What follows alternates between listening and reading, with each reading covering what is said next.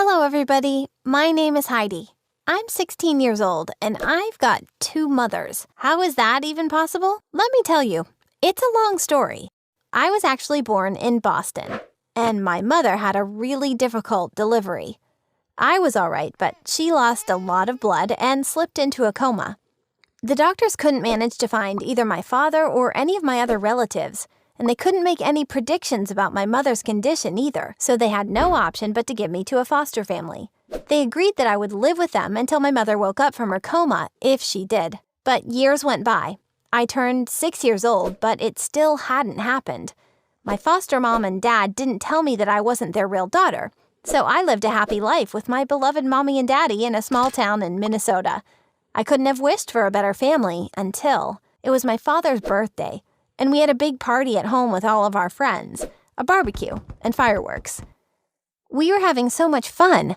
My father's phone was ringing off the hook because there were so many people who wanted to wish him a happy birthday. But then there was another call.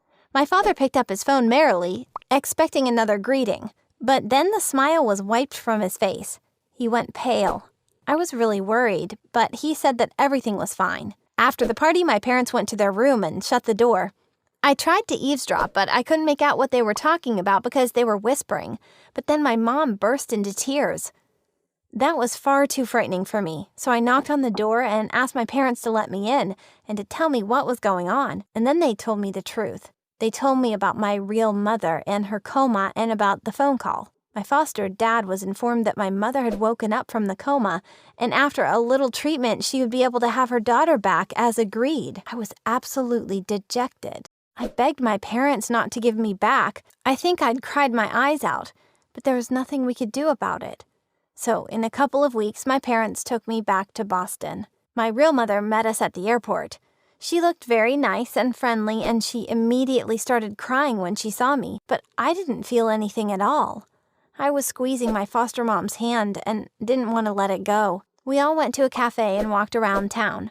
My mother tried to make conversation with me, but I never said a word. Soon the moment to say farewell had come. My parents spent one night with us, but when I woke up in the morning, they were not there. There was only a little note on the table. It said, "Always remember." And there was a little picture of us all together.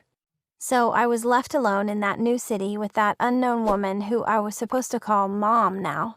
She brought me to my new home, which was really cozy, and there was a separate room for me with a bed and new clothes and toys. My mother did her best to get along with me. She cooked, showed me around town, took me to the zoo. She would buy me anything I would ask for. And I started to like her, actually, but I really missed my family. Once I worked up the courage and asked her if I could go visit my home in Minnesota, but she wouldn't let me. She said that she realized it was hard, but it would be better for me not to communicate with my foster mom and dad for my own good.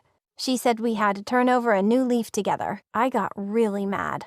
I wanted to go home so badly that I decided to run away. I packed my little suitcase and headed for the hills.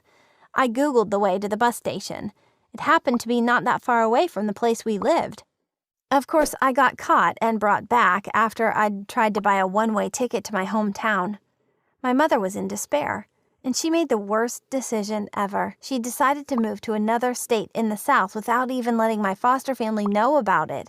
It turned out that my grandparents lived there, but my mother hadn't spoken to them for years.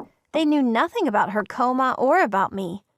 She also forbade me to call or to email my foster mom and dad and wouldn't give me their contact information. The only thing I had was that family picture.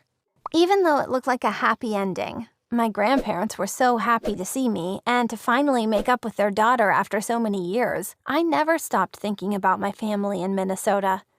It's been a while.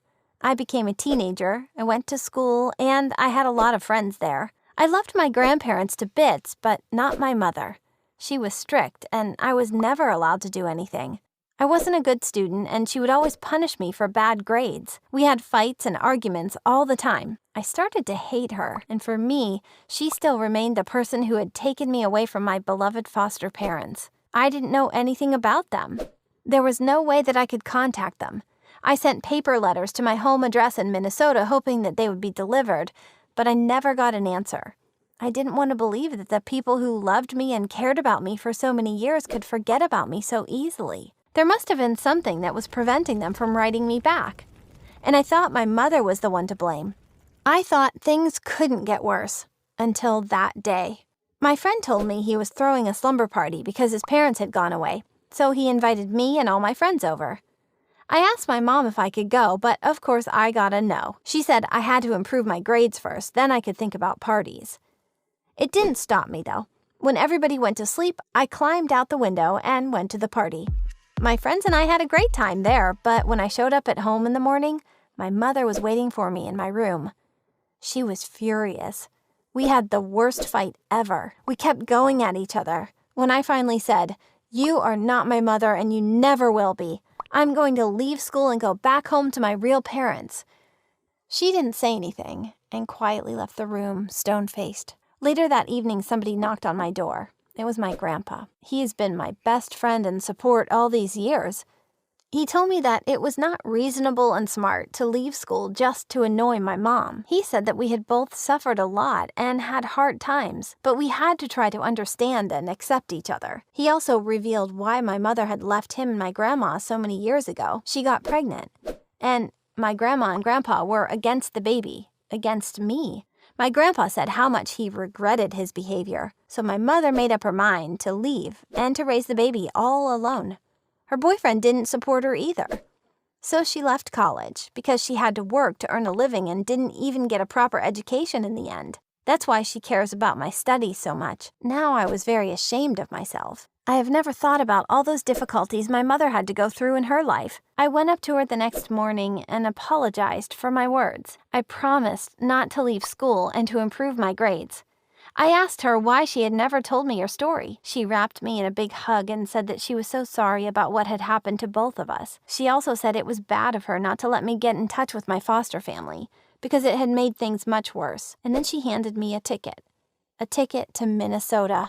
I couldn't believe my own eyes. I was going home. Unfortunately, neither me nor my mother managed to find any contacts with my foster mom and dad. It's been so many years.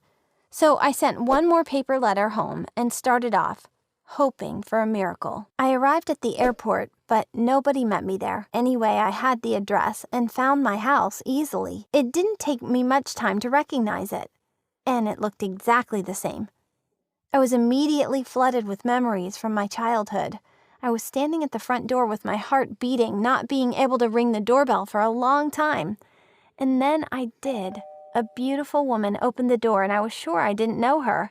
I asked her about my parents. She heaved a deep sigh and then let me in. She gave me some tea and told me the whole story. It turned out that after my real mother took me away from my foster mom and dad, everything went wrong. They started arguing and blaming each other every day. It was their first experience in adopting children, and it turned out to be a far too painful one. And it all led them to a painful divorce. My foster mother left and nobody knew where she was. She probably moved to another country. My father married again, and that very woman was his new wife, and they had a baby. So I kind of had a little sister now. But a couple of years ago, my dad died in a car accident. I was devastated.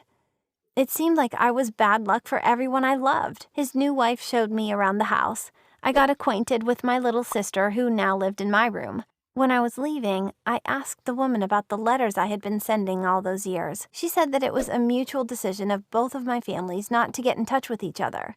They thought it would be better for me to keep going. She also confessed she had been hiding my letters because she thought it would be too painful for my foster dad to read them, not having the right to answer back. It all made sense now. I left the house and went to his grave. Then I visited all the places I used to love in my town. I went to the park where I used to play tennis with my dad, and to the cafe where my mom would always get me the most delicious ice cream in the world. And I came back home with nothing on one hand, but on the other, my soul was finally at peace. I visited my hometown to find out that there was no home for me anymore. That was the truth that I had to find out. But I know I have my loving family who is there for me and waiting for me. Of course, the news that my foster father had passed away broke my heart, and I still don't have any information about my foster mom. I hope I will be able to find her someday. This trip helped me to calm down and to accept everything that had happened to me and both of my families. I started to spend more time with my mother, and we are on good terms with each other now. I feel I have a place I belong again. Have you ever faced anything like this? How did you get over it? If you did, I would be very happy to read your stories in the comments. And if you have any advice about how I can possibly find my foster mom, please let me know. Yours truly, Heidi.